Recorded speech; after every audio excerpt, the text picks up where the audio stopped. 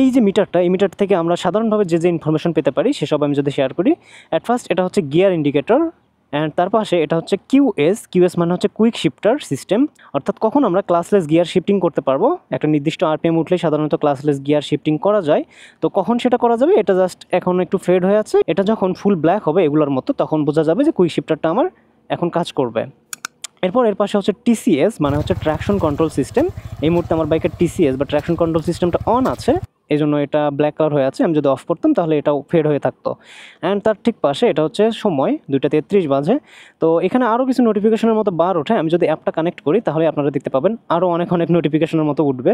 এই যে অ্যাপসটা ওপেন হয়ে গেছে, অ্যান্ড অ্যাপস ওপেন হওয়ার সাথে সাথে এটা কিন্তু ব্লুটুথের মাধ্যমে অটোমেটিকলি কানেক্ট হয়ে যায়। তো দেখতে পাচ্ছেন এখানে অ্যাপস যেই মাত্র আমি কানেক্ট করছি এখানে কিন্তু অ্যাপ লেখা উঠেছে, এবং তার ঠিক পাশে নেটওয়ার্কের মতো একটা অপশন দেখাচ্ছে, অর্থাৎ ব্লুটুথ কানেক্টিভিটি আমি কতটা রেঞ্জে আসি। অ্যান্ড ঠিক তার পাশে এটা হচ্ছে ব্যাটারি, আমার ফোনে কতটুকু চার্জ আছে সেটা আমি জাস্ট বাইক থেকেই জানতে পারতেছি। এরপর এটা হচ্ছে আরপিএম মিটার বা ট্যাকোমিটার, এটা হচ্ছে ভিভিএ ভেরিয়েবল ভালভ অ্যাকচুয়েশন। এরপর এখানে হচ্ছে 0 কিলোমিটার/আওয়ার, এটা মানে তো বুঝতেই পারতেছেন এটা হচ্ছে স্পিডোমিটার। আমরা বাইকটা কত স্পিডে চালাচ্ছি সেটা এখানে দেখাবে কিলোমিটার/আওয়ারে। বাট এখানে একটা ইন্টারেস্টিং ফ্যাক্ট আছে, আমরা যদি চাই কিলোমিটার/আওয়ারের রিডিংটা নেব না, আমরা মাইল/আওয়ারে নেব, সেটাও কিন্তু সেট করা সম্ভব জাস্ট এই বাইকটা সেটিং করার মাধ্যমে।